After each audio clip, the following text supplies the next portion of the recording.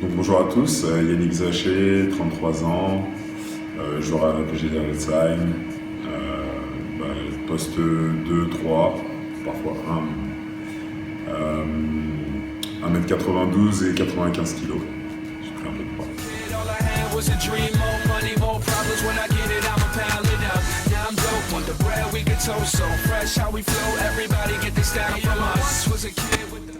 Donc écoutez, j'ai commencé le basketball à l'âge de 8 ans et demi. Issu d'une famille de basketteurs, c'était je pense le chemin à prendre. J'ai joué dehors sur ce qu'on appelle les playgrounds jusqu'à l'âge de 15 ans, entre 12 et 15 ans. Et à 15 ans, j'ai intégré les Cadets France d'Ozor-la-Ferrière en deuxième division. Puis j'ai été repéré par le club de Fos-sur-Mer où j'ai fait aussi une année en cadet deuxième division, puis une année en première division et une troisième année en National 2, donc je devais avoir 17 ans. À la suite de ça, j'ai intégré le centre de formation de la chorale de Roanne, donc, qui avait son équipe en Pro A. J'étais à la fois avec le groupe pro et avec les espoirs. Suite à ça, je suis parti en Pro B à la Jeanne d'Arc de Vichy, où on a gagné le championnat, donc ça c'était plutôt sympa.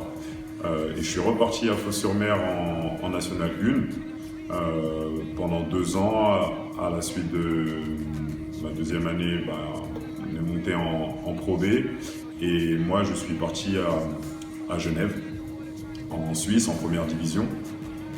Ce qui m'a permis de re-signer un contrat en Pro B à Charleville-Mézières. À la suite de Charleville, je suis parti à Épinal, en National 2, puis avant en National 2 aussi, à Tarbes en National 1 et au Lyonceau pendant 3 saisons en National 2. Lors de ma 3e saison, je me suis blessé et c'était un peu une année en demi-teinte. Mais à la suite de ma rééducation, j'ai signé au Canet, club du Canet, qui m'a permis de me relancer. Et après une saison plus ou moins correcte, j'ai eu la proposition de signer et de venir à Alzheimer.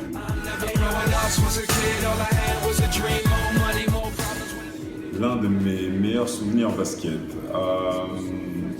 ayant une carrière assez longue, quand même avec plus de 17 ans de basket, il y en a plein. Mais difficile d'en choisir qu'un, donc je vais vous en donner 3.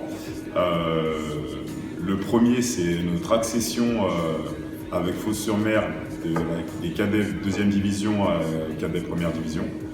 Donc une bande de potes, adolescents, 17 ans, 16-17 ans, juste le top. Le second, c'est le titre de champion de France Pro B avec la Jeanne d'Arc de Vichy. Il n'y a pas photo. Et le troisième, c'est mon premier match en Coupe d'Afrique avec l'équipe nationale centrafricaine. Voilà, la première sélection nationale, toujours ce sentiment un peu de fierté de représenter son pays d'origine. Donc voilà, dans l'ordre, ce serait ces 3 souvenirs.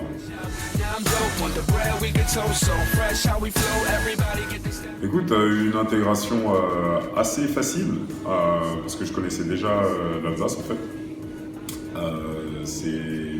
Je m'entraînais déjà avec Souffel-Weiersheim il y a de cela quelques années.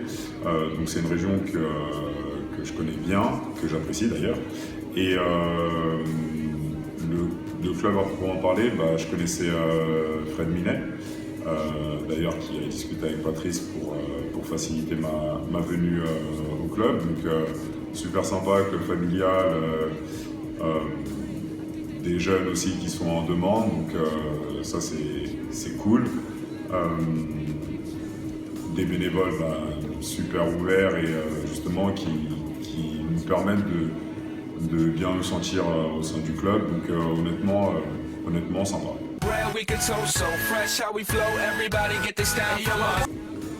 Alors mes loisirs, je suis cinéphile, j'adore aller au cinéma.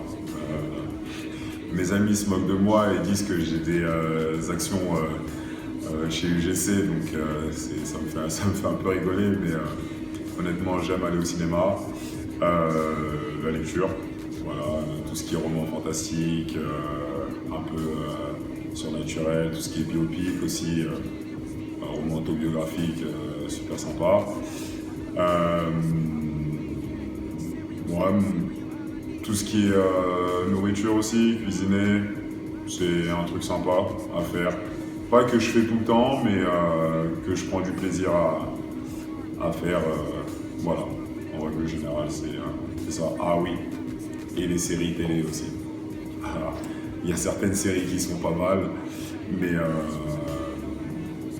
on va dire que je passe pas tout mon temps devant la télé, donc quand je me pose pour me relaxer un peu, des séries télé sympas.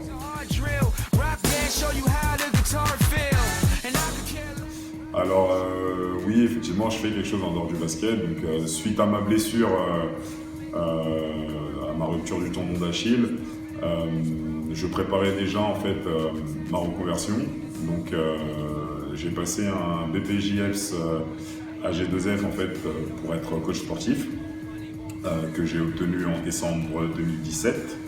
Je me suis blessé juste après en fait, donc il a fallu que justement je revienne, que j'aille en rééducation et que je sois de nouveau en pleine possession de mes moyens. Et en janvier 2019, pardon, j'ai lancé justement ZY Personal Trainer, donc mon entreprise de coaching sportif à domicile et à l'extérieur pour particuliers et entreprises. Donc voilà, c'est quelque chose qui évolue petit à petit, mais justement qui me permet de correctement préparer mon après ou mon entre-deux basket, parce que l'essentiel de ma carrière est derrière moi et une nouvelle vie s'offre à moi. Donc quoi de mieux que d'aider les gens à se mettre en forme, à rester en forme ou à atteindre des objectifs sportifs réels. Donc voilà, un métier que je prends plaisir à faire aussi. Alors le conseil que je peux donner à la jeune génération qui souhaite faire du basketball leur métier, travaillez beaucoup, croyez en vous, ayez confiance en vous, surtout, et je pense que c'est le plus important,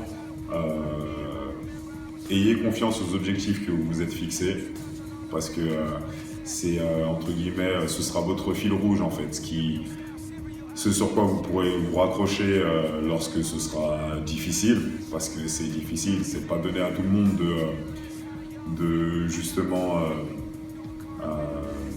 faire de sa passion, de ce que l'on aime, son métier. Mais si vous êtes déterminé,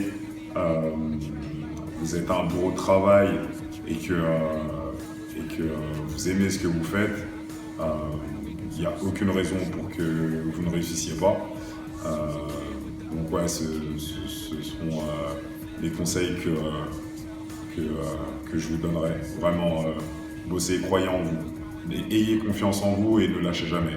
Jamais, jamais, jamais. Parce que tôt ou tard, le travail paye toujours. Et c'est à ce moment-là que vous aurez les fruits et la récompense de ce dur labeur et de tout ce que vous avez enduré. Donc force.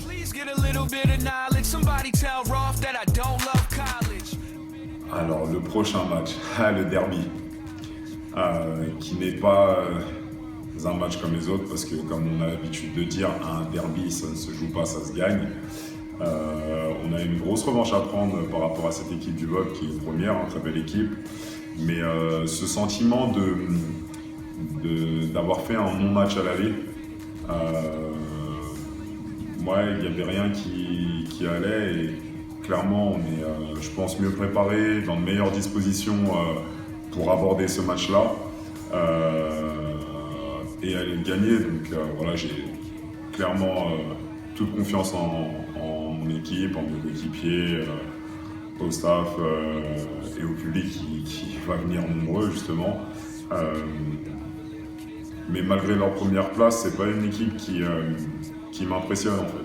Parce que comme j'ai dit, on est sûr de notre force, sûr de ce qu'on est capable de faire sur un terrain et de notre capacité à élever notre niveau de jeu face aux grosses équipes. Donc clairement, ça va être un match difficile, âpre, mais j'ai confiance. On va le gagner.